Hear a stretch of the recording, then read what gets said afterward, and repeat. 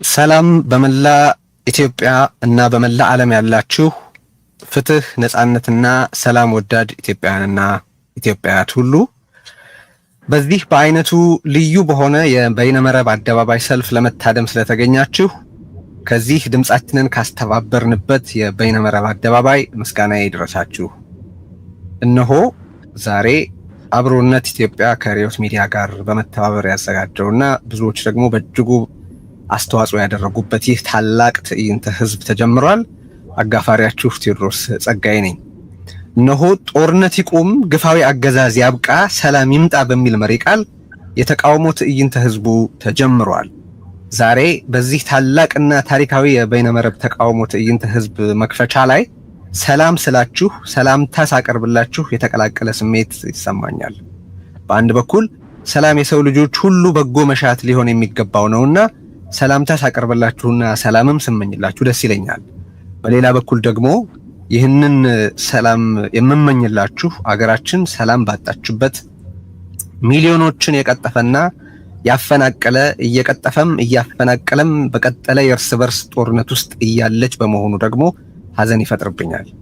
ሆነም ቀረ ግን ሰላም እንዲመጣ የምንፈልገው ዘላቂ ሰላም እንዲሰፍን፣ ጦርነት እንዲቆም፣ ግፋዊ አገዛዝ እንዲያበቃ መሻት መታገል አማራጭ የለውምና ለዚህም ድምጻችንን ማሰማታችን ግድ ነውና ስለ ዘላቂ ሰላም ድምጽ በምናሰማበት በዚህ መድረክ መክፈቻ ላይ እንደገና ሰላም ሰላም ሰላም እላችኋለሁ። ዛሬ የተለያየ የፖለቲካ አመለካከት ያላቸው ከልዩ ልዩ ብሔር የመጡ በየዘርፋቸው በሀገሪቱ የፖለቲካ ሜዳ ላይ ከፍተኛ ሚና የተጫወቱ ተጽዕኖ ያላቸው ተጽዕኖ የፈጠሩ የኢትዮጵያ የፖለቲካ ሰብዕናዎች ወይም ፐርሰናሊቲዝ እና የፖለቲካ ፓርቲ መሪዎች ለእናንተ በመላ ዓለም ላላችሁ ሰልፈኞች ንግግር ያደርጋሉ። ይህ ታሪካዊ ሁነት ታሪካዊም ዕለት ነው። ጦርነት እንዴት ሊቆም፣ አገዛዝ እንዴት ሊያበቃ፣ ዘላቂ ሰላምስ እንዴት ሊሰፍን ወይ ሊመጣ እንደሚችል ልዩ ልዩ አተያይ ያላችሁ ጉምቱ የፖለቲካ ሰብዕናዎችና የፖለቲካ ፓርቲ ተወካዮችና መሪዎች በአንድ መድረክ በአንድ አደባባይ ተገናኝተው ለእናንተ መልእክት የሚያሻግሩበት አዲስ ታሪክ የሚጽፉበት ዕለት ነውና ነው። ዛሬ መልእክት የሚያስተላልፉልን ተናጋሪዎች ጥሪያችንን ተቀብለው ለህዝባቸው ባላቸው ተቆርቋሪነትና ወገንተኝነት መፍትሄ የሚሉትን ሐሳብና ምክረ ሐሳብ ለማቅረብ ስለተገኙ በእናንተ በታዳሚዎቻችን ስም ከፍ ያለ ምስጋናችን ይድረሳቸው። በጣም እናመሰግናቸዋለን። እናንተ በመላ ዓለም ያላችሁ ታዳሚዎችም የጉዳዩ ዋና ባለቤትም ብትሆኑ አተያይ፣ ብሔር፣ አካባቢ፣ ሃይማኖት ወዘተ አጥር ሳይሆንባችሁ በእነዚህ አጀንዳዎች ዙሪያ በተናጋሪዎቹ የሚቀርቡትን ምክረ ሐሳቦችና ሐሳቦች ለማድመጥ ስለተገኛችሁ በዚህ ትዕይንተ ህዝብ አዘጋጆች ስም ላመሰግናችሁ እወዳለሁ። ትዕይንተ ህዝባችን የሚጀመረው አቶ ልደቱ አያሌው የአብሮነት ኢትዮጵያ አስተባባሪ ኮሚቴ ሰብሳቢ በሚያደርግልን የመክፈቻ ንግግር ይሆናል። ወደ አቶ ልደቱ የመክፈቻ ንግግር ከመሄዴ በፊት ግን ለታዳሚዎችም ሆነ ለተናጋሪዎች ጥቂት ማስታወሻዎች ማቅረብ እወዳለሁ። በየመሃሉም እነዚህን ነገሮች ላስታውሳችሁ ሞክራለሁ። ለተናጋሪዎች በንግግር አቀራረባቸው ዙሪያ አንዳንድ ማስታወሻዎችን አስቀድመን የላክን ቢሆንም አንዳንዶቹን እዚህ መጥቀስ ያስፈልጋል ብዬ አስባለሁና ጥቂቶቹን ብቻ ላስታውስ። አንደኛ፣ በተቻለ መጠን ንግግራችሁ በተጠቀሱት አጀንዳዎች ዙሪያ ያላችሁን ሐሳብና ምክረ ሐሳብ ማቅረብ ላይ ቢወሰን ወይ ቢያተኩር እንወዳለን። ሁለተኛ፣ ተናጋሪዎቻችን በዚህ መድረክ በአጀንዳው ላይ ያላችሁን ሐሳብና ምክረ ሐሳብ ስታቀርቡ የራሳችሁን አቋም እንጂ ከናንተ በፊት ለተናገረው ሰው ወይም ለቀረበ ሐሳብ ምላሽ መስጠት አይኖርባችሁም። የክርክር የውይይትና ሌሎች ሐሳብ መለዋወጫ መድረኮችን ወደፊት በስፋት እናዘጋጃለን። ዛሬ ግን ለህዝቡ በሺዎች በ10 ሺዎች በመቶ ሺዎች ለሚቆጠረው በመላ ዓለም ላለ ሰልፈኛ ስለምትናገሩ ህዝቡን አድሬስ እንድታደርጉልን ለማሳሰብ እወዳለሁ። ሶስተኛ፣ ንግግሮቻችሁን በተሰጡት 10 ደቂቃዎች ብታጠናቀቁ በእጅጉ እንደሚመረጥ እንደሚጠቅም ማስታወስ እወዳለሁ። ደቂቃው ምናልባት ካበቃና ማጠቃለያ ከፈለጋችሁ 1 ደቂቃ እንጨምርላችኋለን፣ ግን ከዛ በላይ መስጠት አንችልም። እነዚህን ታሳቢ አድርጉልን። ሌሎቹ ስለደረሷችሁ እዚህ ማንሳት አያስፈልገኝም ብዬ ነው። ታዳሚዎቻችንን ደግሞ አንደኛ አስተያየቶቻችሁን በስፋት አስፍሩ፣ መፈክሮቻችሁን አስተጋቡ፣ ለሰላም ድምጻችሁን አሰሙ። ሁለተኛ ተቆጠሩ፣ ማለትም አገዛዙ የምርጫ ካርድንና ኮሮጆን ገልብጦ ማናቸውንም የተቃውሞ መግለጫ ሐሳብ ማንሸራሸሪያ መንገዶችን ሁሉ ቢዘጋም አፈናው ፈጽሞ እንደማይሳካለት በተግባር ያሳዩት ለወዳጅ ዘመዶቻችሁ፣ ጓደኞቻችሁ፣ የቅርብ ሰዎቻችሁ ሁሉ ይህንን ታላቅ ትዕይንተ ህዝብ በቀጥታ እየታደሙ መሆኑን እንድታረጋግጡ እንጠይቃለን። ሶስተኛው በሰላም በፍትህና በነጻነት ጥሪያችን ዓለምን እናጥለቅልቅ። ዛሬ ከዩቲዩብና ከረምብል ውጪ ያሉ የሶሻል ሚዲያ ተጠቃሚዎች በዚህ ሰልፍ ለመታደም ወደዚህ እንዲመጡ እንድትጋብዟቸውም ደግሞ ማሳሰብ እወዳለሁ። ኑ ጦርነት ይቁም እንበል። ኑ ግፋዊ አገዛዝ እንዲያበቃ እንተባበር። ኑ ዘላቂ ሰላም እንዲመጣ ድምጻችንን እናሰማ። ንጹሃንን መፍጀት ይቁም። ዜጎችን ማስራብ ይቁም። የፖለቲካ እስረኞችም ይፈቱ እያልን ሌሎችም በርካታ መልእክቶች እናስተላልፋለን። ከዚህ በመቀጠል አቶ ልደቱ አያሌው የአብሮነት ኢትዮጵያ አስተባባሪ ኮሚቴ ሰብሳቢ የመክፈቻ ንግግር እንዲያደርግልን እጋብዘዋለሁ። ልደቱ መቀጠል ትችላል። ቴድሮስ በጣም ነው ከልብ ነው የማመሰግነው። የተከበራችሁ የዚህ የተቃውሞ ትዕይንተ ህዝብ ተሳታፊ ኢትዮጵያውያን፣ የተከበራችሁ ተጋባዥ እንግዶች፣ ክቡራትና ክቡራን፣ ይህ የዛሬው የበይነመረብ የተቃውሞ ትዕይንተ ህዝብ የአብሮነት ኢትዮጵያ ከርዕዮት ሚዲያ ጋር በመተባበር ያዘጋጀው ነው። ትዕይንተ ህዝቡ በዋናነት የተዘጋጀው የብልጽግና አገዛዝ እየተከተለው ያለውን የጦረኝነት አካሄድ ለመቃወምና በንጹሃን ዜጎች ላይ እየተፈጸመ ያለውን ግድያና ጭፍጨፋ ለማውገዝ ነው። የትዕይንተ ህዝቡ መሪ ቃልም ጦርነት ይቁም፣ የግፍ አገዛዝ ያብቃ፣ ሰላም ይስፈን የሚል ነው። ይህ ሶስት መሰረታዊ ሐሳቦችን አጣምሮ የያዘ መሪ ቃል የተመረጠው የግፍ አገዛዝ ባለበት ሀገር ጦርነት ሊቆም እንደማይችል፣ ጦርነት ካልቆመ ደግሞ ዘላቂ ሰላምና ብልጽግና ሊሰፍን እንደማይችል ታሳቢ በማድረግ ነው። በትዕይንተ ህዝቡ ላይ በእንግድነት የተጋበዙት የፖለቲካ ሰዎች ንግግር የሚያደርጉበት ርዕሰ ጉዳይም በሀገራችን ጦርነት ሊቆም፣ አገዛዝነት ሊያከትምና ሰላም ሊሰፍን እንዴት ይችላል የሚል ነው። ይህም የንግግር ርዕስ የተመረጠበት ምክንያት እንደ ህዝብና ሀገር የወደፊት ዕጣ ፈንታችን የሚወሰነው ለዚህ ጥያቄ በምንሰጠው አመርቂ መልስ በመሆኑ ነው። የሀገሪቱን ጠቅላይ ሚኒስትር ጨምሮ ንግግር እንዲያደርጉ ከጋበዝናቸው እንግዶች መካከል 15 ተናጋሪዎች ፈቃደኛ ሆነው ተገኝተዋል። ከጠቅላይ ሚኒስትሩ በተጨማሪ ሌሎች 4 ተጋባዦች ግን ሳይገኙ ቀርተዋል። የጠቅላይ ሚኒስትሩ አለመገኘት አስቀድሞ የሚገመት ስለሆነ ማብራሪያ አያስፈልገውም። ከተጋባዦቹ መካከል አንዱ አቶ ታዬ ደንደአ ሲሆኑ በዚህ መድረክ ላይ ንግግር ለማድረግ ተጋብዘው ፈቃደኛ ከሆኑ በኋላ ሐሳብን አብዝቶ በሚፈራው አገዛዝ በመታሰራቸው ምክንያት ሳይገኙ ቀርተዋል። ቀሪዎቹ 3 ተጋባዦች ዶክተር ደብረጽዮን ገብረ ሚካኤል፣ አቶ አሉላ ኃይሉ የሳልሳዊ ወያኔ መሪ ናቸው፣ አቶ እስክንድር ነጋ ከፋኖ። እነዚህ 3 የፖለቲካ ሰዎች ለእኛ ግልጽና አሳማኝ ባልሆነ ምክንያት ግብዣችንን ሳይቀበሉት ቀርተዋል። ነገር ግን በእነሱ አለመገኘት ምክንያት የውክልና መጓደል እንዳይፈጠር ለማድረግ የሚያስችል ቅድመ ዝግጅት አድርገን ስለነበር ጉድለቱን ለማሟላት ሞክረናል። በዚህም ምክንያት ያቀድነውን የ15 ተናጋሪዎች ቁጥር ማሳካት ችለናል። ይህንን ትዕይንተ ህዝብ ለህዝብ በቀጥታ እንዲያስተላልፉ ከጋበዝናቸው 25 የሚሆኑ መገናኛ ብዙሃን ውስጥ 20ዎቹ ይሄን ዝግጅት በቀጥታ ለማስተላለፍ ፈቃደኛ ሆነዋል። ንግግር አቅራቢዎቹም ሆኑ መገናኛ ብዙሃኑ ይህንን ትዕይንተ ህዝብ ካዘጋጀነው አካላት ጋር በአንዳንድ ጉዳዮች ላይ የአመለካከት ልዩነት ያላቸው ናቸው። ልዩነት መኖሩ ግን በዚህ መድረክ ላይ እንዳይገኙ አላገዳቸውም። የእኛን የአዘጋጆቹን አመለካከት ሳይሆን የአጀንዳውን ወቅታዊነትና ህዝባዊነት በመገንዘብ ላሳያችሁት ልባዊ ትብብርና ተሳትፎ ልባዊ ምስጋናዬን በዚህ አጋጣሚ አቀርባለሁ። ከልዩነት ይልቅ ለጋራ የህዝብ አጀንዳ ቅድሚያ መስጠታችሁ ወደፊት ለበለጠ ውጤት የሚያበቃ የትግል ትብብር መፍጠር እንደሚቻል የሚጠቁም ትልቅ ተስፋ ሆኖ አግኝተነዋል። ይህ ተነሳሽነት ወደፊትም የበለጠ ተጠናክሮ ሊቀጥል ይገባል። ዛሬ በዚህ መድረክ ላይ መገኘት ሳይችሉ የቀሩ ወንድሞቻችንም ከዚህ ጥሩ ትምህርት መቅሰም የሚችሉ ይመስለኛል። በአሁኑ ወቅት በስልጣን ላይ የሚገኘው የብልጽግና አገዛዝ ሀገሪቱን በብቃት ለመምራት የሚያስችል ዕውቀት፣ ልምድ እና ቅንነት አልኖረውም። ከአሁን በኋላ ከሁሉም በላይ ለሕዝብና ለሀገር ደህንነት ደንታ ቢስና ለስልጣን የበላይነቱ ብቻ ቀናይ የሆነ ጦረኛ አገዛዝ በመሆኑ የኢትዮጵያንና የሕዝቧን ሕልውና ከፍተኛ አደጋ ላይ ጥሎታል። በሀገሪቱ እየተከሰተ ያለው የኢኮኖሚ ቀውስ፣ የማህበራዊ ትስስር መበጣጠስና የእርስ በርስ ጦርነት በተባበረ ትግል በፍጥነት ካልተቀለበሰ በስተቀር የመጨረሻ ዕጣ ፈንታችን እየተላለቁ ከመፈራረስ ውጭ ሊሆን አይችልም።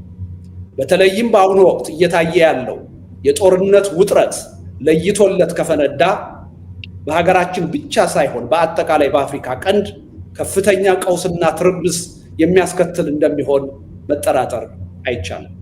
ይህንን እጅግ አውዳሚ የሆነ ከፊታችን እየመጣ ያለ ጦርነት ተባብረን እንዳይነሳ ማድረግ ካልቻልን በስተቀር ሀገራዊም ሆነ ሕዝባዊ ሕልውናችን ልንገምተው በማንችለው ፍጥነትና መጠን አደጋ ላይ መውደቁ አይቀሬ ነው። አሁን ላይ ሕዝባችን ከሚገኝበት ሁለንተናዊ ሰቆቃ አኳያ የሀገሪቱ የፖለቲካ ኃይሎች በጋራ አጀንዳ ተባብረን እንዳንታገል የሚያደርገን ምንም አይነት አሳማኝ ምክንያት የለም። በአጭሩ የማያዋጣ የተናጠል ሩጫችንን ትተን ካልተባበርን በስተቀር እያካሄድን ያለውን ትግል አናሸንፍም። ካላሸነፍን ደግሞ እየተላለቅን ከመፍረስ ከቶውንም አንድንም። እንደ ሀገርና ሕዝብ ሕልውናችን አደጋ ላይ ወድቆ እያለ ለማንኛውም አይነት የኢኮኖሚ ጥቅምም ሆነ ለፖለቲካ ስልጣን ቅድሚያ ልንሰጥ አይገባም። ኢኮኖሚያዊ ጥቅምም ሆነ የፖለቲካ ስልጣን ሊኖረንም ሆነ ሊጠቅመን የሚችለው መጀመሪያ እንደ አገርና ሕዝብ ሕልውናችን የመቀጠል ዋስትና ሲኖረው ብቻ ነው። ስለሆነም አሁን ላይ የሁላችንም ቀዳሚ ትኩረት በሀገራችን ጦርነት ቆሞ አገዛዝ ተወግዶና ዘላቂ ሰላም ሰፍኖ የሀገራችንንና የሕዝባችንን ሕልውና እንዴት ይቀጥል በሚለው መሰረታዊ ጥያቄ ላይ ሊሆን ይገባዋል። በዚህ መድረክ ላይ ተጋብዛችሁ ዛሬ ንግግር የምታደርጉ የፖለቲካ ሰዎች ለዚህ ጥያቄ ገንቢና አጥጋቢ መልስ ታቀርባላችሁ ብዬ ተስፋ አደርጋለሁ። ይህንን በማድረግም በከፍተኛ ተስፋ ማጣት ስሜት ውስጥ ለሚገኘው ሕዝባችን አዲስ የትግል ተነሳሽነትና የለውጥ ተስፋ እንደምትፈጥሩ እምነቴ ነው። በስልጣን ላይ ያለው አገዛዝ የሐቀኛ ድርድርን በር ዘግቶ በአፈናና በኃይል መግዛትን ብቸኛ ምርጫው አድርጎ እስከቀጠለ ድረስ ተቃዋሚ ኃይሎች ርዕዮተ ዓለምና ብሔር ተሻጋሪ የሆነ የጋራ ትብብር ፈጥረን አገዛዙን በጋራ መታገል፣ ታግለንም ማሸነፍ መቻል የምርጫ ጉዳይ ሳይሆን ብቸኛ ግዴታችን ነው። ተቃዋሚ ኃይሎች የወቅቱን ትግል በሚፈለገው ፍጥነት ማሸነፍ የተሳነን አገዛዙ በማንኛውም መመዘኛ ጠንካራ ስለሆነ አይደለም። ይልቁንም እኛ ተቃዋሚዎች መከባበር፣ መደማመጥና በጋራ ጉዳያችን መተባበር የተሳነን ደካሞች በመሆናችን ጭምር። ይህንን እውነታ በውል ተገንዝበን ከተባበርንና ሕዝባችንን ባልተከፋፈለ አንድ የጋራ ድምፅ ማታገል ከቻልን ግን የወቅቱን አገዛዝ ያለ ማጋነን በጥቂት ወራት ውስጥ በሰላማዊ የሕዝብ እምቢተኝነት ትግል ልናሸንፈውና ሐቀኛ ድርድርንና እውነተኛ የሽግግር ሂደትን እንዲቀበል ልናስገድደው እንደምንችል ጥርጥር የለኝም። ከዚህ እምነት በመነጨ የዛሬውን የተቃውሞ ትዕይንተ ሕዝብ ስኬታማነት እንደ አንድ ተጨባጭና ጥሩ መነሻ በመውሰድ በአጭር ጊዜ ውስጥ በጋራ መለስተኛ ፕሮግራም የጋራ ትብብር ፈጥረን ሕዝባችንን አገዛዝ አንቀጥቅጥ ለሆነ ሰላማዊ ሕዝባዊ እምቢተኝነት ትግል አነሳስተን በብቃት አታግለን ለአሸናፊነት መብቃት አለብን። በመጨረሻም ከእንግዲህ ህዝባችን ሊያካሂድ የሚገባው የሰላማዊ ህዝባዊ እምቢተኝነት ትግል በተናጠል ሩጫና በስሜት መሆን የለበትም። የህዝብ ትግል ጠንካራ የጋራ ትብብር በፈጠሩ ድርጅቶችና በአግባቡ በተጠና ሐሳብና ስልት መመራት አለበት። ከአሁን ቀደም ደጋግሞ ሲሆን እንደታየው መስዋዕትነት የተከፈለበት የህዝብ ትግል መጨረሻ ላይ ያለ አግባብ በሌሎች እንዳይጠለፍና እንዳይከሽፍ ማድረግ የምንችለው በጠንካራ ድርጅትና በጠራ የሐሳብ ዝግጅት ትግሉን ከመራ ነው ብቻ ነው። የአብሮነት ኢትዮጵያ በእውነትም እንደ ስሙ በቅርጽም ሆነ በይዘት ኢትዮጵያን እንዲመስልና የህዝቡን ትግል በብቃት ማስተባበርና ማጠናከር የሚያስችል ጠንካራ ተቋም እንዲሆን ከፍተኛ ጥረት እያደረግን እንገኛለን። የሃይማኖት፣ የርዕዮተ ዓለም፣ የትግል ስልትና የብሔር ልዩነት ሳይገድበን የህዝቡንና የሀገራችንን ህልውና በሚመለከቱ የጋራ አጀንዳዎች ዙሪያ ከማንኛውም የሀገራችን የፖለቲካ ኃይሎችና ሲቪክ ማህበራት ጋር በትብብር ለመስራት ዝግጁ መሆናችንን በዚህ አጋጣሚ እገልጻለሁ። የሀገራችን የፖለቲካ ኃይሎች በመካከላቸው ያሉ ልዩነቶችን በውይይትና በድርድር የሚፈቱበትን መድረክ በመፍጠር ከዚያም በላይ በጋራ ሀገራዊ አጀንዳዎች ዙሪያ ጠንካራ የጋራ ትብብር የሚፈጥሩበትን ሁኔታ በማመቻቸት የህዝቡ ሰላማዊ የእምቢተኝነት ትግል እንዲጠናከርና ለውጤት እንዲበቃ ከፍተኛ ዝግጅት በማድረግ ላይ እንገኛለን። ይህ ከልዩነትና ከቅራኔ ይልቅ የህዝቦችን አብሮነትና የጋራ ህልውና ያስቀደመ ጥረታችን ለውጤት ይበቃ ዘንድ ግን የሁላችሁም ሁለንተናዊ እገዛና ትብብር እንዳይለየን በዚህ አጋጣሚ ጥሪያችንን በአክብሮት እናቀርባለን። መልካም ትዕይንተ ህዝብ። ስንተባበር እናሸንፋለን። አመሰግናለሁ። ስንተባበር እናሸንፋለን። ጦርነት ይቁም፣ ግፋዊ አገዛዝ ያብቃ፣ ዘላቂ ሰላም ይምጣ እያልን ነው። በመላ ዓለም ያላችሁ የዚህ ትዕይንተ ህዝብ ታዳሚዎች ይህንን መፈክር በየራሳችሁ መንገድ እያሰራጫችሁ ድምጻችንን ለዓለም ከፍ አድርገን እናሰማ ማለት እወዳለሁ። ይህንን በቀጥታ እያሰራጫችሁ ያላችሁትን መገናኛ ብዙሃን በጣም አድርገን እናመሰግናለን። አለናንተ ትብብር ያሰብነው ሊሳካ አይችል ስለነበረ ወደ ተናጋሪዎቻችን እንሄዳለን። ቀደም ሲል የገለጽኳቸው ማስታወሻዎች አሉ። እነሱን ታሳቢ አድርጉልን። የአጀንዳ፣ የጊዜ የመሳሰሉትን። ዛሬ የትዕይንተ ህዝቡ የመጀመሪያ ተናጋሪያችን ፕሮፌሰር ሕዝቅኤል ገቢሳ ናቸው። ፕሮፌሰር ሕዝቅኤል በኢትዮጵያና በኦሮሞ ጉዳዮች በመገናኛ ብዙሃን ሰፋ ያለ ትንተና በመስጠት የሚታወቁ የአደባባይ ምሁር ናቸው። ዛሬ በዚህ የትዕይንተ ህዝብ ዝግጅት ላይ ታላቅ መድረክ ላይ ቀርበው ጦርነት እንዴት ሊቆም፣ አገዛዝ እንዴት ሊያበቃና ዘላቂ ሰላም እንዴት ሊመጣ እንደሚችል ሀሳብ እንዲያቀርቡ ስንጋብዛቸው በፍጹም ፈቃደኝነት እዚህ ተገኝተዋል። በጣም እናመሰግናቸዋለን። ፕሮፌሰር ሕዝቅኤል መቀጠል ይችላሉ። እጅግ አመሰግናለሁ ቴዎድሮስ። የጠራችሁንም አመሰግናለሁ። በአደባባዩ ላይ ያላችሁ ኢትዮጵያውያንም እንኳን ለዛሬ ቀን ደረሳችሁ ላለሁ። ባለፈው ግማሽ ምዕተ ዓመት ኢትዮጵያውያን ለኢኮኖሚ ፍትህ፣ ለባህል እኩልነት፣ ለዲሞክራሲ አስተዳደር ሲታገሉ በአንድነት ነበር ሲታገሉ የነበረው። በሀገራችን ሰፍኖ የነበረ የመስፍናዊ አገዛዝ እንዲሁም ለዚህ አስተዳደር ምሰሶና ማገር ሆኖ ሲደግፉት የነበሩት በዚያን ጊዜ ዓለም አቀፍ ኢምፔሪያሊዝም እና ቢሮክራሲያዊ ካፒታሊዝም በመቃወም ሲታገሉ ከዳር እስከ ዳር በአንድነት ነበር። በትግል ስልትና አንዳንድ ጥቃቅን ልዩነቶች ካልሆነ በስተቀር ግራ ዘመም ይሁን ቀኝ ክንፍ የሚባሉ የስርዓቱ ተቃዋሚዎች በሙሉ በትግሉ ላይ በአንድነት ነበር ሲሳተፉ የነበረው። ከቅርብ ጊዜ ወዲህ የነበረው የታሪካዊው የትግል አንድነት ተፍረክርኳል። የኢትዮጵያ ሕዝቦች የሚያደርጉት የመብት የማስከበር ትግል ቀድሞ ከነበረው የትግል አንድነትና አጋርነት ክፉኛ ርቋል።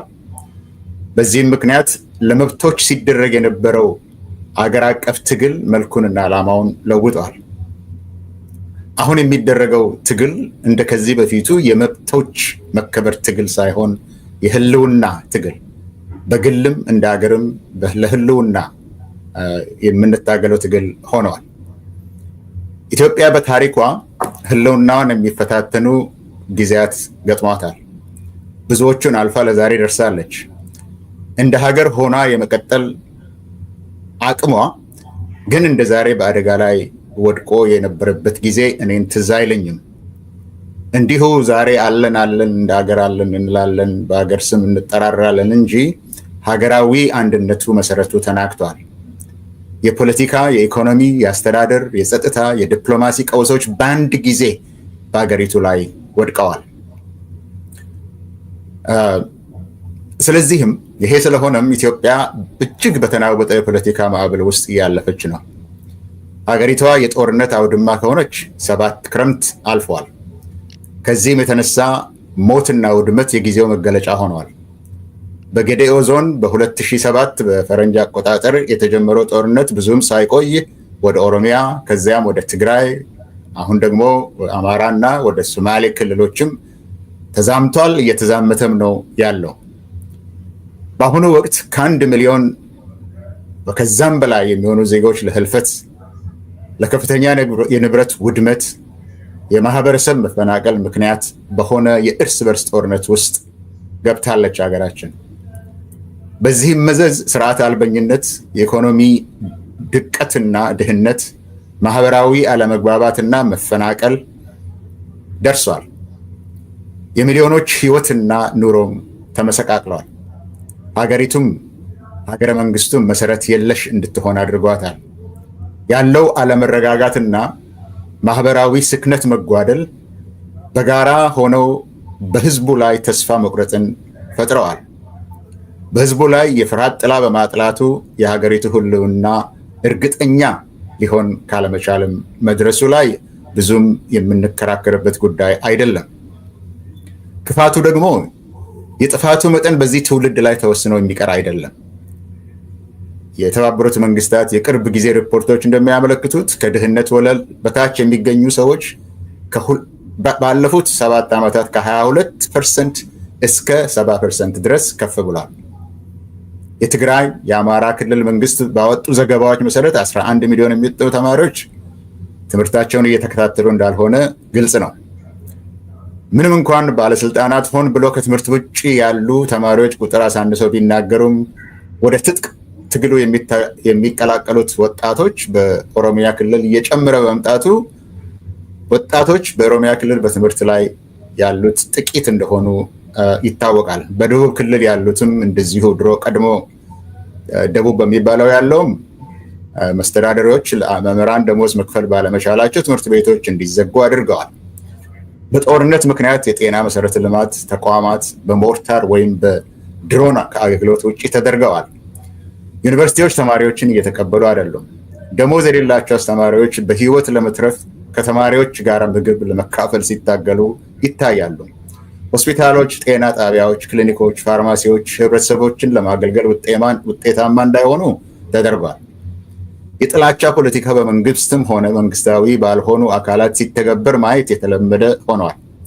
በፖለቲካ ገበያ ውስጥ ጽንፈኛ አስተሳሰቦች የበላይ ሆነዋል። ባለው ተጨባጭ ሁኔታ ሰላም ከሁሉም በላይ አስፈላጊ ሆኗል።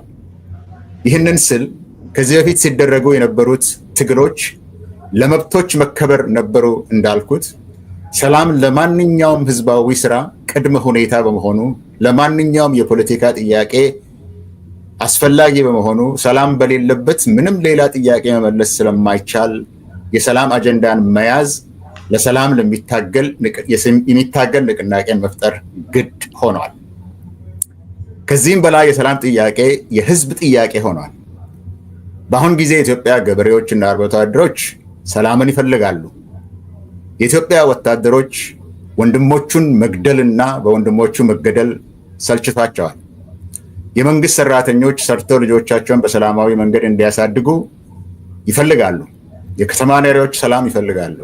የንግድ ድርጅቶች፣ ፋብሪካዎችም የምርታቸውን ለገበያ ለማድረስ ሰላምን ይፈልጋሉ። ምንም እንኳን የኢትዮጵያ ውስጥ ያለው የሰላም ትግል ይህን ያህል አንድነትን ቢያሳይም በልሂቃን መካከል ያለው ስሜት ግን ከህዝቡ ጥንካሬ ጋራ ከህዝቡ ጥያቄ ጥንካሬ ጋራ የሚመጣጠን አልሆነም። አንዱ ማደናቀፊያ የፖለቲካ ልሂቃኑ ወደ መበታተን በሚሄዱ ጉዳዮች ላይ በማተኮር ይልቅ ለአነስተኛ ጉዳዮች ተገቢ ትኩረት መስጠታቸው ነው። በተወዳዳሪ ጥያቄዎች የተዝበራረቁት ልሂቃኑ እስካሁን ድረስ የዘላቂ ሰላም ጥያቄውን ለመምራት አቅም ወይም ፍላጎታቸው አነስተኛ ሆኖ ተገኝተዋል። ነገር ግን የህዝቡን ጥማትና የህዝቡን ጥያቄ እውን ለማድረግ ልሂቃኑ የኢትዮጵያ ሰላም መመለስ ከምንም በላይ ቅድሚያ እንዲሰጡት ያስፈልጋል። ስለዚህም ከተለያየ ብሔር የተውጣጡ በማስተዋል ሊገናኙ የሚችሉ ልዩነቶችን ለመድፈንና የንቅናቄውን መሰረት ሊሆኑ የሚችሉ ጉዳዮች ላይ የጋራ ግንዛቤ ለመፍጠር መገናኘት ግዴታ ሆኗል። አብሮነት ኢትዮጵያ የሚለውም በዚህ ጉዳይ ላይ በአሁኑ ሰዓት መፈጠሩ ለዚህ ዓላማ ስኬት በጣም አስፈላጊ መሆኑ ታውቋል። ስለዚህም ከዚህ በኋላ የሰላም አጀንዳን የያዘ ህዝባዊ የሰላም ንቅናቄ መፍጠር እጅግ አስፈላጊ ይሆናል። ስለዚህም ሁለት ነጥቦችን ልናገር። በመጀመሪያ ማድረግ የሚገባን ከዛ በኋላ አቆማለሁ። የኢትዮጵያ ሰላም ወደ ነበረበት ለመመለስ ወሳኝ፣ አስቸኳይ እና ግዴታ መሆኑ ላይ ልሂቃኑ መስማማትና ጥያቄዎቻቸውን ወደ ጎን ትተው የሰላምን ጥያቄ ብቻ አንግበው በዚህ ላይ ለመስማማት፣ በዚህ ላይ ለመገናኘትና ለመደራደር መዘጋጀት ያስፈልጋል። ሁለተኛ፣ ሰላም ወደ ነበረበት እንዲመለስና ይህ ከተፈለገ በንድፈ ሐሳብ ደረጃ እንኳን የሰላም አጀንዳው ወሳኝነት ላይ መስማማት ሲገኝ ለትግበራ የሚያግዝ ተጨባጭ የሰላም መርሃ ግብር ሊኖር ይገባል። በዚህም መንገድ ለሰላም የሚታገለው አነስተኛ ቡድን የሰላም አጀንዳ የሚያስፈልገውን ወሳኝ የህብረተሰብ አቀፍ ድጋፍ ለማሰባሰብ ስራ ሊጀምር ይችላል። በዚህም መንገድ በኢትዮጵያ ዘላቂ ሰላም ለማምጣት መንገድ ይከፍታል እላለሁ። ይህንን እድል ለሰጣችሁኝ አመሰግናለሁ። ይሄ ስራ የመጀመሪያው ነው። ይህ የሰላማዊ ሰልፍ ወደ ተግባር እንዲሄድ አሁን ያልኩትን ሁለት ነገሮችን ይዘን ብንነሳ መልካም ነው እላለሁ። አመሰግናለሁ። ፕሮፌሰር ሕዝቅኤል ገቢሳ በጣም አድርጌ አመሰግናለሁ። ከተሰጠው ጊዜ ቀደም ብለው ነው ያጠናቀቁት። መልእክቱንም በመላ ዓለም ያላችሁ ተከታታዮቻችን አድምጣችኋል። ምክረ ሀሳባቸውን አቅርበዋል። እጅግ አድርጌ አመሰግናለሁ በታዳሚዎች ሁሉ ስም ፕሮፌሰር።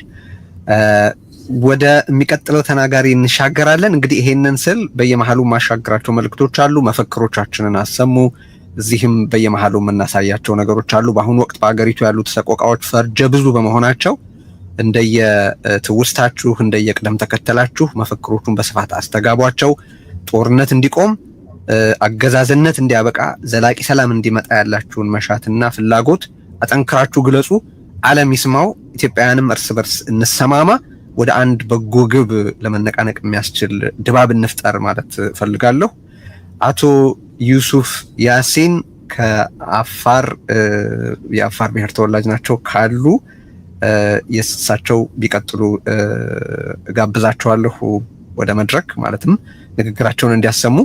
አቶ ዩሱፍ ካሉ እንግዲህ መቀጠል ይችላሉ። ቀደም ባሉ ዓመታት በከፍተኛ ስልጣንና በዲፕሎማሲ የሰሩ ናቸው። አቶ ዩሱፍ በኢትዮጵያ ፖለቲካ ውስጥ ረዘም ያለ ተሳትፎ አላቸው። በጦቢያ መጽሔት ውስጥ አምደኛ ነበሩ። ኢትዮጵያዊነት አስተባባሪ ማንነት የተሰኘ መጽሐፋቸው ይታወቃል። አቶ ዩሱፍ ቀጣዩ ተናጋሪ እርስዎ።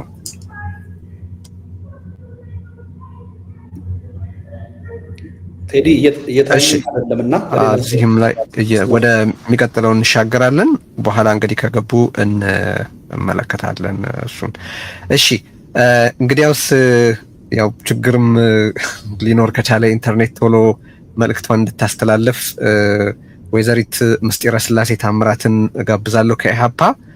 ምስጢረ ስላሴ ጋዜጠኛም ናት፣ እንግዲህ በወጣት ናት፣ ሴት ናት። በኢትዮጵያ ፖለቲካ ውስጥ የወጣቶችን ተሳትፎ ብዛም አይደለም እንደምታውቁት፣ ግን የሴቶች ደግሞ የበለጠ ነው፣ በተለይ በአመራር ደረጃ። ምስጢረ ስላሴ ይሄን እነዚህን አጥሮች በመሻገር በጣም አደገኛ በሆነ የኢትዮጵያ ፖለቲካ ውስጥ ለመሳተፍ ባደረገችው ውሳኔ በእጅጉ ልናከብራት ይገባል ብዬ አስባለሁ። ፖለቲካ ውስጥ አሁን ሚና እየተወጣች ነው። የኢሃፓ ዋና ጸሐፊ ሆና ነው በማገልገል ላይ ያለችው። አሁን ምስጢረ ስላሴ መቀጠል ትቻለሽ። ይሰማል አይደለም?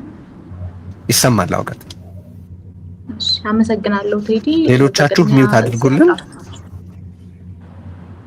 እዚህ ያላችሁ ሁላችሁ እንኳን ደህና መጣችሁ ማለት ፈልጋለሁ። ይህንን መድረክ ደግሞ ስላዘጋጃችሁልን የአብሮነት አስተባባሪዎችን እናመሰግናለን።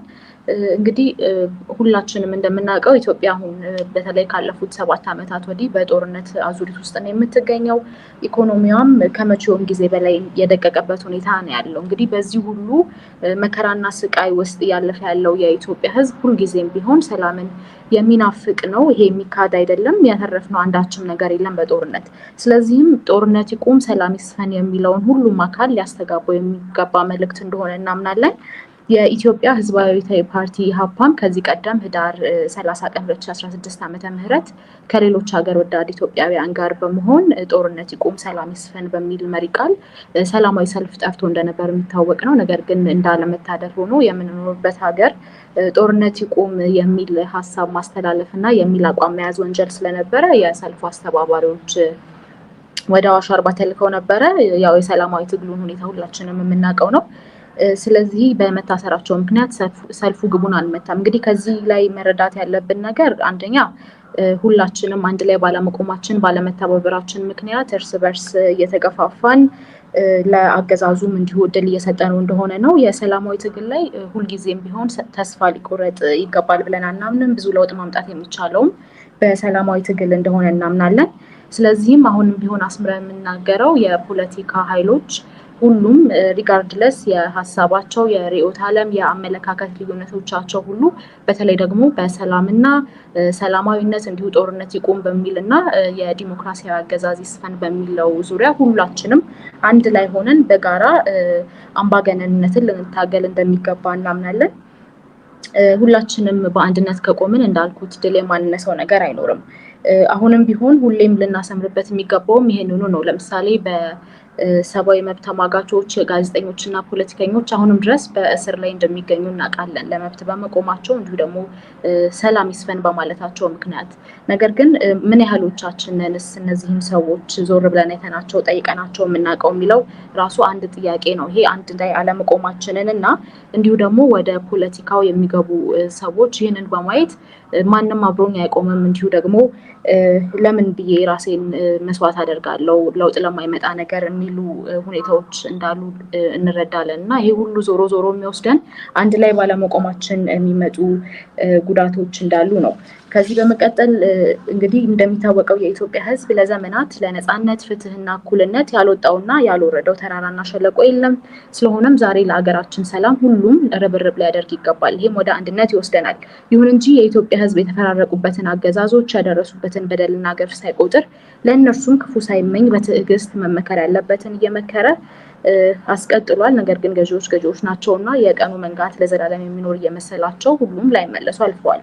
ነገር ግን አሁንም ቢሆን ማሰብ ያለብን የአሁኑ አገዛዝ ካለፉት አገዛዞች በጭካኔውና በኢሰብአዊነቱ እጅግ በጣም እንደሚለይ ነው። እስከዛሬ ድረስ እስካሁኑ እስከምናወራባት ሰዓት ድረስ የበርካቶች ሞት፣ መፈናቀል አዲስም ዜና ሳይሆን በቃ በየቀኑ እየሰማን የለመድነው ነገር ሆኗል እና ይህ የሚያሳየን ላለፉት 7 ዓመታት ሀገሪቱ ለማያባራ የጦርነት አዙሪት መዳረጓን ነው። በሀገራችን ታሪክ ሰምተንና አይተን የማናውቀው የእርስ በርስ ግጭቶችን ጠምቆ በተግባር አሳይቶናል አገዛዙ። ከእነዚህ ግጭቶች ጥቂቶቹን ለመጥቀስ ደግሞ የኦሮሞና የሶማሌ ማህበረሰብ፣ የኦሮሞና የጌዲዮ ማህበረሰብ፣ የአማራና የትግራይ ማህበረሰብ፣ የሶማሌና አፋር፣ በደቡብ ቁጥራቸው ጥቂት የማይባሉ የኮንሶ፣ የኮሬ፣ ቡርጂ፣ ደራሼ፣ በምዕራብ ቤንሻንጉል እና ጋምቤላ ሌሎችም ይወሳሉ። በመላው የኦሮሚያ አካባቢዎች በሚባል ደረጃ ሰላማዊ ዜጎችን አግቶ ገንዘብ መጠየቅ ለመንግስት ሹማምንት ደግሞ የገቢ ምንጭ ሆኗልም ለረጅም ጊዜ። ከአስከፊውና አሰቃቂው እንዲሁም ደግሞ አገዛዙ ለስልጣኑ ሲል ካስቀጠለው የትግራይ ጦርነት ተላቀቅን ስንል አሁን ደግሞ እንደምናየው በአማራ ክልል ብዙዎችን እየቀጠፈ ያለ የጦርነት ሁኔታ እንዳለ እንረዳለን። የራስን ዜጋ በድሮን መግደል እንደው ቢያድለን ኖሮ በመንግስት የሚጠበቅ ነገር አይደለም፣ የራሱን ዜጎች በድሮን መግደል እንዲሁ በከባድ መሳሪያ መግደል። ነገር ግን ቅድም እንዳልኩት ያለንበት ሀገር ሞራል የሚጠየቅበት ምስል አይደለም። እየተገደልን እየተራብን እየተጠማን የቀጠልንበት ሁኔታ ነው ያለው። እንዲሁ የሀገር መከላከያ ሰራዊትም የሀገሪቱን ዳር ድንበር በማስከበር ስራው ላይ መጠመድ ሲገባው እንዲሁ ከወንድሞቹ ጋር እየተጣላ ቀጥሏል። ይህም በታሪክ ተወቃሽ የሚያደርገው መሆኑን ሊረዳና ቆም ብሎ ደግሞ ምንድነው እያደረግኩ ያለሁት፣ ሙሉ መዋቅሩ ምንድነው እያደረግን ያለ ነው፣ የአንድ ሰውን ስልጣን ለማስቀጠል ይህን ሁሉ ማድረግስ ይገባል ወይ የሚል ጥያቄ ሊጠይቅ ይገባል። ምክንያቱም ወደፊት መጠየቅ አይቀርምና የሀገር መከላከያ ሰራዊቱም እንዲሁ ደግሞ ሌሎች የጸጥታ አካላት የተቋቋምንበት ዓላማ ምንድን ነው የሚለውን በደንብ ሊያጤኑና ወደ ትክክለኛው መስመር ሊመለሱ እንደሚገባ እናምናለን። የኢትዮጵያ ሕዝብ ከፖለቲካ ፓርቲዎች በተለይ ደግሞ በሰላማዊ መንገድ ከሚታገሉ የፖለቲካ ፓርቲዎች የሚጠበቀውን ጠንካራ ትግል እንዳላገኘ እናምናለን። እኛም በተወሰነ መልኩ ያንን ኃላፊነት እንወስዳለን። ህዝቡ ግን ጠባቂ እንጂ አጋዥ አይደለም። ቅድም እንደጠቀስኩት የተለያዩ የሰላማዊ ትግል ጥሪዎች በሚደረጉበት ወቅት ከመሳተፍ አስተባባሪዎቹን ከማገዝ ይልቅ እንዲሁ ደግሞ ውጤት ላይ ከማድረስ ይልቅ አንድን የሰላማዊ ትግል አማራጭ ወዴት ይደርሳል የሚል ትችት፣ ወቀሳና እንዲሁ ደግሞ አላስፈላጊ ትችቶችን መሰንዘር ነው የሚቀናው። ስለዚህ አሁንም ቢሆን ለህዝቡም ጥሪ የምናደርገው በተለይ ለሰላማዊ ትግል ቀረብ ብሎ ትግሉን ማገዝ እንዳለበት ጥሪ እናቀርባለን። የዚህን አምባገነን ስርዓት እኩይ ድርጊት ህዝቡ በሚገባ ተረድቶታል ብለን እናምናለን። ምክንያቱም ሁላችንም ቤት የገባ ነገር ነው።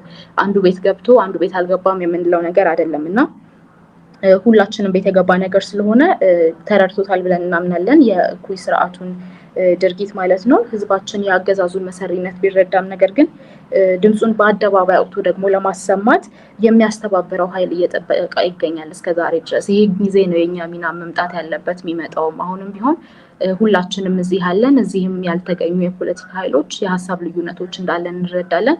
ነገር ግን ያ የሀሳብ ልዩነት ደግሞ መወያየትም እንዲሁ የሀሳብ ልዩነታችንን በራሱ ይዘን መቀጠል የምንችለው ሀገር ሲኖር ህዝብ ሲኖር ስለሆነ በቅድሚያ መሰጠት ላለበት ጉዳይ ሰተን ሁላችንም የሀሳብ ልዩነቶቻችንን በኋላ ወደ መፍታት ሄደን ነገር ግን ጊዜ በማይሰጡ የሰላም ጉዳይ፣ የኢኮኖሚ ጉዳይ ላይ እንዲሁ በጋራ አንድ በሚያደርጉን ሀገራዊ ጉዳዮች ላይ ቁጭ ብለን መወያየት፣ መምከር እንዲሁ ደግሞ በአንድ ላይ መስራት አለብን ብለን እናምናለን። እኔም አምናለሁ። ጦርነት እንዲያበቃ የማይፈልግ ካለ ያ የአገዛዙ እንግዲህ አጋዥ እንደሆነ ነው እኔ የምረዳው። ምክንያቱም እስካሁን ድረስ በሀገሪቱ በተለይ በዚህ 7 ዓመት ውስጥ ያልቀጠለ የጦርነት ስርዓት የለም። ነገር ግን ጦርነቱ የታደረሰን ካለን ብዙዎቹ ከጥቅሙ ጉዳቱ የሚያመዝን ነው። የጦርነት ደግሞ ጥቅምም የለውም እና ወደ ሰላም አማራጭ እንዲመጣ ነው የምንጠይቀው። ስለዚህ ጦርነት ይቁም፣ ግፋዊ አገዛዝ ያብቃ፣ ሰላም ይምጣ የሚለው ሀሳብ የሁሉም ኢትዮጵያውያን በተለይ ደግሞ ከአገዛዙ ጥቂት ሹማምንት ውጪ ያለ ሀሳብ እንደሆነ እንረዳለን። ስለሆነም ከውጭ ያላችሁ የአብሮነት አስተባባሪዎች ሀሳባችሁ መሬት ላይ እንዲወርድ አገር ቤት ካሉ ጠንካራ የፖለቲካ ኃይሎች ጋር በቅርበት መስራት እንደሚጠበቅባችሁ ለማሳሰብ እወዳለሁ። በእኛ በኩል ጦርነት እንዲያበቃ ከሚፈልግ ማንኛውም ኃይል ጋር የሀሳብ ልዩነቶች ቢኖሩንም የርዕዮተ ዓለም እንዲሁ የተለያዩ ልንዘረዝር የምንችላቸው ልዩነቶች ቢኖሩንም በጋራ ለመስራት እንደምንወድና ሙሉ በሙሉ ፈቃደኛ እንደሆንን ላሰምርበት እወዳለሁ። ስለዚህ አሁንም ቢሆን በደንብ አስረግጬ መናገር የምፈልገው በሁሉም የፖለቲካ ኃይሎች ዘንድ አንድነት ሊኖር ይገባል። በተለይ በጋራ አንድ ሊያደርጉን በሚችሉ ጉዳዮች ላይ አንድ ሆነን እንድንታገል ጥሪ ያቀርባለሁኝ። መረሳት የሌለበትም ነገር ደግሞ በኋላስ ምንድን ነው የሚመጣው? ግፋዊ አገዛዝ ያብቃልን፣ ከዛ በኋላስ ምንድን ነው የሚመጣው ካለን አሁንም ቢሆን በጋራ ማንቆም ከሆነ ችግሮቻችን ላይ ችግሩ የበለጠ እየቀጠለ የሚሄድ ነው እና ስለዚህ ይህን ሁሉ በመረዳት አንድ ላይ ሆነን ይህንን አገዛዝ ልንቃወም እንዲሁ በቃ ልንል እንደሚገባ ማስመር እፈልጋለሁ። አመሰግናለሁ። እሺ፣ በጣም አመሰግናለሁ። አናቷ ላይ የጨረስሽው ምስጢረ ስላሴ መልእክትሽን በማሻገርሽ በጣም እናመሰግናለን። በርቱ፣ ቀጥሉ። እንግዲህ እንዲህ ያሉ መልእክቶችን ተባብረን በምናሰማበት ወቅት አገዛዝ ከፍተኛ ጫና ይደርስበታል። ከተለያዩ አቅጣጫዎች መልእክቶች እየደረሱ ነው። በነገራችን ላይ በኢትዮጵያ ውስጥ ዩቲዩብ ሪስትሪክት መደረጉ እየተሰማ ነው። ይሄ አገዛዙ በእውነት ገና የትግል ትብብር ብሎ ሲባል እንዴት እንደሚሸበር ያሳየ አንድ ተጨባጭ ማሳያ ነው። ዜጎች እያደረጉት ያሉትን ነገር ምን ያህል ትክክል እንደሆነም የሚያረጋግጥ አድርጌ ነው የምመለከተውና ከተለያዩ አቅጣጫዎች መልእክቶች እየመጡ ነው። በዚህ በኢትዮጵያ ውስጥ ዩቲዩብ እንዳይሰራ ተደርጓል፣ በሌላ ተዘዋዋሪ መንገድ ነው እየተመለከትን ያለ ነው የሚሉ ብዙ መልእክቶች እየተቀበልኩ ነውና እስቲ ኢትዮጵያ ያላችሁ መልእክት ላኩልን። እዛ ያለውን ሁኔታ በተጨባጭ እዚሁ አንዱ ተጨባጭ ውጤት ይኸው ነው። አገዛዝ ካልተጨነቀ ካልተሸበረ በስተቀር እነዚህን መሰል እርምጃዎች አይወስድምና ነው። እንግዲህ በመላ ዓለም ያላችሁ የዚህ ትዕይንተ ህዝብ ታዳሚዎች በጣም አድርገን እናመሰግናለን።